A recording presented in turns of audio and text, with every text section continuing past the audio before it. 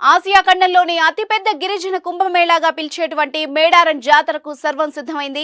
మహా జాతరకు వచ్చే భక్తులకు ఎటువంటి ఇబ్బందులు లేకుండా తెలంగాణ రాష్ట్రంలో అధికారంలోని కాంగ్రెస్ ప్రభుత్వం ఏర్పాట్లు భారీగా చేస్తోంది.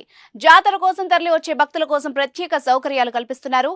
గజం కేవలం 15,500 రూపాయలతో 150 గజాల భూమి కేవలం 23 లక్షలు మాత్రమే. జాతరకు వెళ్లలేని భక్తులకు కూడా ప్రభుత్వం శుభవార్త అందించింది. ఇంటి నుంచే నిలువెత్తు బంగారం సమర్పించే అవకాశాన్ని రాష్ట్ర దేవాదాయ శాఖ కల్పించింది. వన దేవతలకు ఆన్లైన్ ద్వారా నిలువెత్తు బంగారం సమర్పించి మొక్కులు చెల్లించే అవకాశాన్ని మంత్రి కొండా సురేఖ ప్రారంభించారు. భక్తులు Mee Seva, post office, T app, folio ద్వారా బుక్ చేసి అమ్మవార్లకు నిలువెత్తు బంగారం సమర్పించి మొక్కులు చెల్లించుకోవచ్చు. భక్తులు వాళ్ల బరువు 1 కేజీకి 60 చొప్పున చెల్లించి నిలువెత్తు బంగారం సమర్పణ సేవను ఆన్లైన్లో బుక్ చేసుకోవాలని అధికారులు సూచించారు.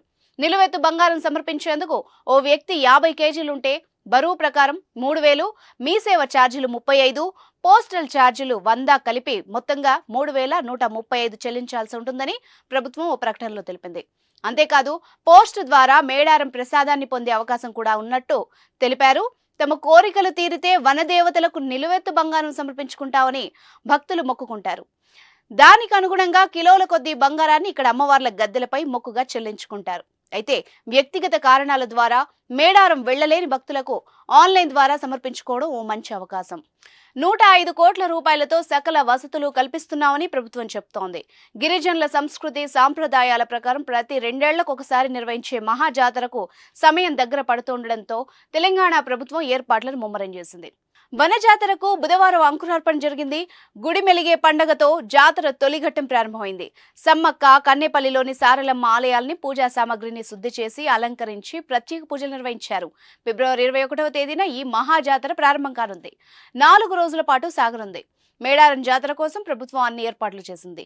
టీఎస్ఆర్టీసీ 6,000 ప్రత్యేక బస్సులు నడపనుంది. భక్తుల రద్దీ దృష్ట్యా ఈ నెల 18 నుంచి 25వ తేదీ వరకు ఈ ప్రత్యేక బస్సులు నడుపుతున్నట్టు తెలిపింది. మహా జాతరకు 1.5 కోటి వరకు భక్తులు వస్తారని అంచనా వేస్తున్నారు. ఇప్పటికే ఎటువంటి ట్రాఫిక్ ఇబ్బందులు తలెత్తకుండా రూట్ మ్యాప్ ని సిద్ధం చేయడంతో పాటు జాతరకు వచ్చే భక్తుల సంఖ్యను బట్టి అందుకు తగిన సౌకర్యాలు కల్పిస్తున్నారు.